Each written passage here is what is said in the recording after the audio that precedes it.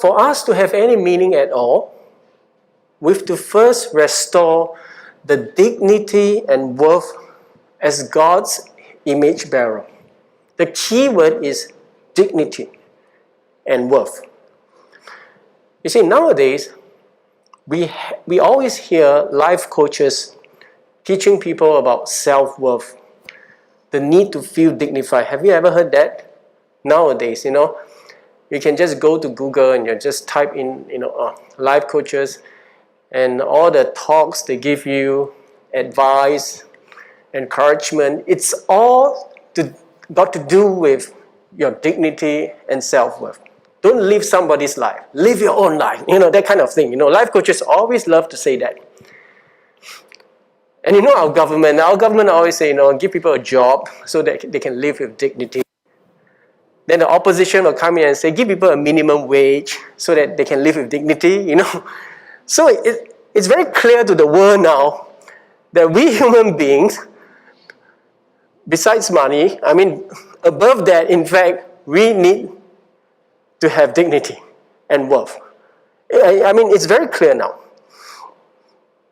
But the matter of fact is, whether it's a money or job, it's something material. But dignity is something intrinsic. Am I right? Intrinsic. 本有的, 本质, in Chinese we call it, okay? So, how are you going to use something material to buy something intrinsic? It's just like, how can you use money to buy love? Am I right? So I can give you a good job, good marriage, everything else you desire in this world, fame and success, but you never get dignity from there. Okay? Listen. As the image bearer of God, as a child of God, you already have a given dignity and worth. Something that you cannot buy with money or anything material.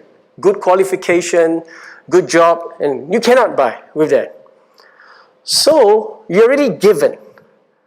So once you're already given that dignity as a child of God, so when you try to prove your worth by being better in the things you do, good job, good results, or the marital status you have, somehow, subconsciously, you will lose that sense of dignity. Somehow. You don't know why. So you see people, they're very keen to tell you, hey, my children are doing so good. That day I was in a lift with my neighbor.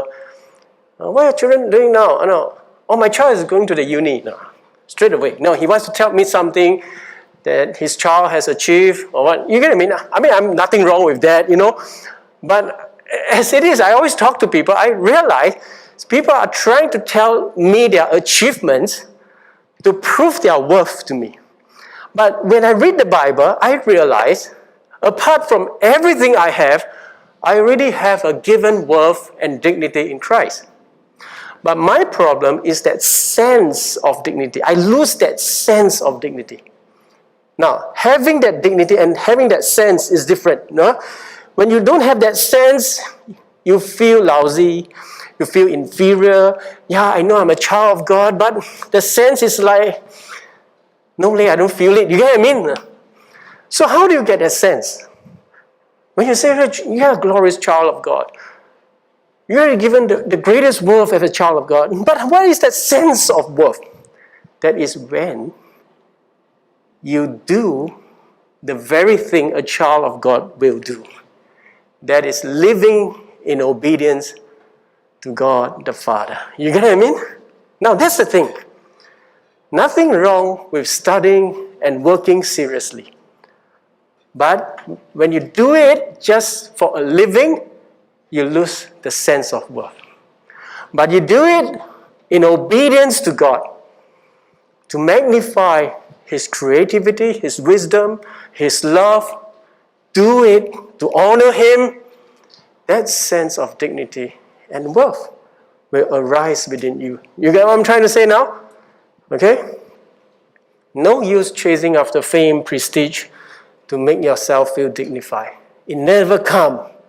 In fact, it reduced that sense of dignity. You know, there are Christians I've known. All their lives, they help broken people. I've met pastors who all their life pastor a small church in a village. They need not be known throughout the world. They need not prove their worth by the scale of their ministry or have a grand church building. They don't need all these things. They live their lives right before God. And they are dignified and worthy people before God. You get what I mean? Now I want you to ponder about that. And even on a societal level. Now let me say, on a societal level, when human beings restore their dignity and value each other as human beings because of their intrinsic worth, everything will change. Men, women, children will be equally honored. Women will not be looked down. The sick will be cared for. The elderly will be enabled to live and die with dignity. Workers will be paid fair wages. The foreigners will be treated fairly. And even the prisoners or people with same-sex tendency, they will be given rehabilitation. They will not be looked down. You get what I mean? Why? Because the gospel, when it has given us the sense of dignity and worth, we respect every human being, women, child, even prisoners, people who have done wrong and all. The church doesn't shun all these people. You get what I mean? The thing is, if the church doesn't teach these things well, everything will be viewed through the lens of dollars and cents. When everything is viewed through monetary terms, material terms, now what would it be? Then we will lose our value.